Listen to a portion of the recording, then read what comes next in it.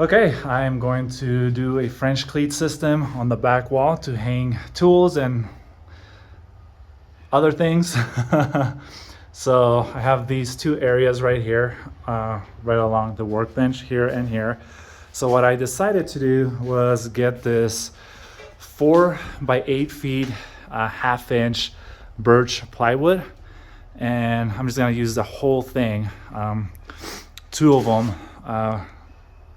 on their sides will fit here and there, and there'll be just enough space in the middle. But anyway, so what I'm going to do is I'm just gonna go ahead and do 2.5 inch slats on each one. So what I went ahead and did was marked 2.5 inches from the edge, and then 2.5 inches spacing on each one, which comes out to about exactly the same for the whole thing, so I don't have to waste anything.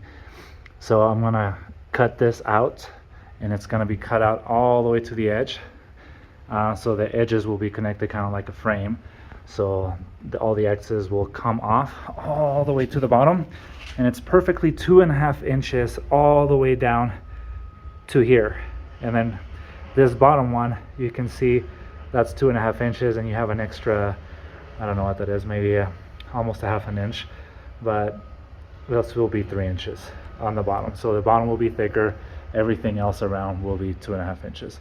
So I marked that out. I'm going to cut each section out using this saw blade, and I went ahead and got a 140 tooth one that is meant for plywood. So hopefully it will not snag and catch the top layer, and it'll be nice as is without me having to do much work. But anyway, I got 2 of them. I'm gonna start sanding, first measuring, and here we go. All right, so I got to working. I finished one of them, or almost 2 of them, but I got to working, and I actually didn't videotape the process of doing it. So I'll kind of walk through it, on how I did it. And there it is. This one is done and stained. That one is done, needs to be hung and stained, and then it'll be ready to go. So let me show you. So what I did is I took the circular saw, and I put this long straight metal thing, clamped it, make sure the space where the blade was gonna go, put it in there, put the saw blade down, pressed it down, made the cut, and just cut all the slats, each one of them. And then when I finished with that, I went ahead and drilled holes, and then I used my router to kind of finish off the edges right there, which kind of didn't come out really smooth. I couldn't keep my hand straight. So what I did on this one instead, I drilled the holes with a drill bit, and I just put a jigsaw in there, a skill saw, and cut the edges. Then when that was done, when the middle pieces were off, I have a ton of them now right here, and I'm gonna use those to use the cleat system in the back of whatever I put up there.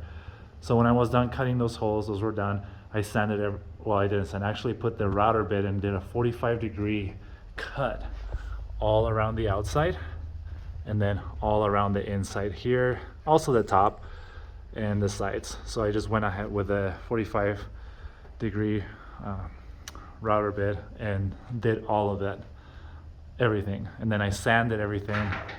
I cut the hole so it's hanging by those 3 bolts there, those bolts on each one, and 3 more on this side. And then I hooked it up and stained it, and that is done. So that's one, and that's gonna be the second one that I'm gonna be working on. I'm sorry I didn't show the process, but I kind of got busy with it and wanted to get it done. And then yesterday I built this storage system for the sandpaper. So I have from 40, 60, 80, 100, 120, 180, 240, 320, 400, and 800 up the top, but eventually I'll get all those. The nice thing about this cleat system is that you can just move it to wherever you want to put it. and it's super easy. So what I did with that is I have all this extra scrap wood from projects that I've worked on in the past, like this door right here, and I kind of just took whatever I had. So I have extra right here cedar board, which were the edges of this, which is what I cut the side pieces of those two. And then I have this tongue and groove cedar right here that I'm using for that I use for the shelves on each one. So you can see I have the tongue right here and then the grooves in the back, which you don't see. And then I just went ahead and screwed each one to the side. And I still need to sand and just kind of stain that one, make it clean. You can tell where I made all the markings where everything was gonna go. And it came out pretty good. So that's my first storage system that I worked on. And that's how I did this French cleat system. Thanks for watching, and I'll try and do better videos next time and actually doing the process of working on these things. Right.